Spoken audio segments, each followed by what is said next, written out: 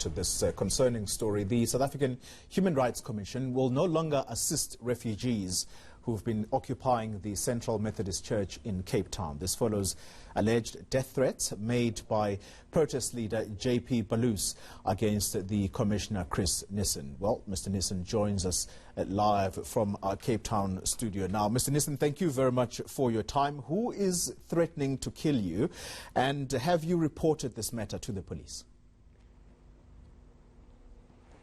Well, good morning to all the viewers, and thank you.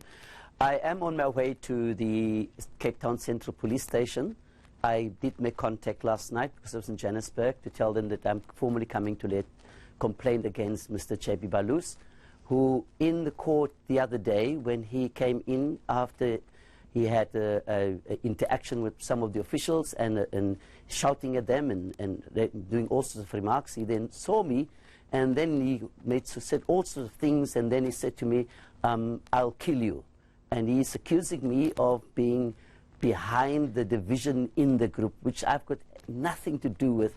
And they have always been fighting the two groups. And so he accused me that I have instigated and told people, even paid people to break up the group, which is nonsense. I have consistently been conveying the message that the United Nations High Commission on Refugees in all the meetings been saying to them that there cannot be any group resettlement. There will be individual resettlement and basis and the strict criteria.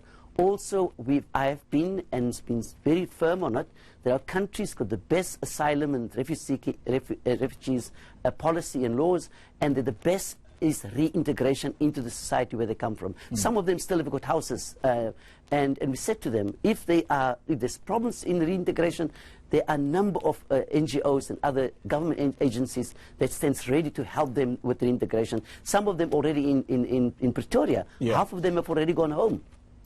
Mr. Nissen, in your statement, you say that this Mr. J.P. Balloos was also personally involved in physical assaults on the clergy. That was back in November last year inside that very Methodist church.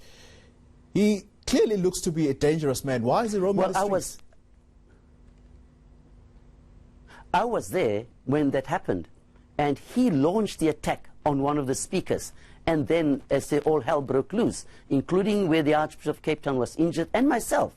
And obviously then afterwards people made late complaints and charges against him, and he was arrested for some of them, and also other assaults. He also has got interdicts against him, or court orders against him for previous assaults of what happened in other meetings that we're not aware of. He is released on bail of 2,000 rand. I think he faced 8 charges of assaults, etc. If the Human Rights Commission, Mr. Nissen, is pulling out of these mediation efforts, what will become of these refugees? Because I think, as you've captured in your first answer, you're saying you are not going to allow for group settlements. It's going to be individual settlements. Well, obviously, you know that as the Commission, we are saying to the government agencies involved then cited in the court case, which is currently before court, and there's a judgment will be delivered on the 17th of February. We are saying to them, get your act together. And indeed, they are really trying very hard to resolve this issue.